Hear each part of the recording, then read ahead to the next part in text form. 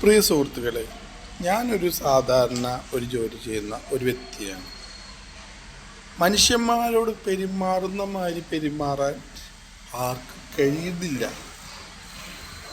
വെറുതെ ഓരോരുത്തരുടെ നെഞ്ഞത്ത് വെറുതെ കാര്യമില്ലാതെ കയറി അവരെ കുറ്റപ്പെടുത്തി അവരെ വായ തോന്നിയ കാര്യങ്ങൾ വിളിച്ച് പറഞ്ഞ് ആവശ്യമില്ലാതെ പറയുന്നത് വളരെ തെറ്റാണല്ലോ അല്ലേ? നമ്മളും സാധാരണക്കാരാണ്, നമുക്കും ഈ തൊഴിൽ ചെയ്തിട്ട് വേണം നമുക്കൊക്കെ ജീവിക്കാൻ.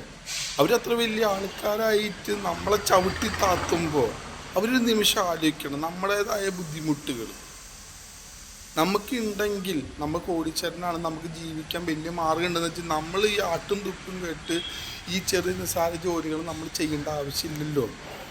നമ്മളും ജീവിച്ച് പോകാനല്ലേ ഈശ്വരൻ നമ്മളെ ഭൂമിയിലേക്ക് ഇറക്കി വിട്ടപ്പോൾ നമ്മൾ നമ്മുടെ ജീവൻ പോകുന്ന വരെ നമുക്കിങ്ങനെയും ജീവിക്കണ്ടേ?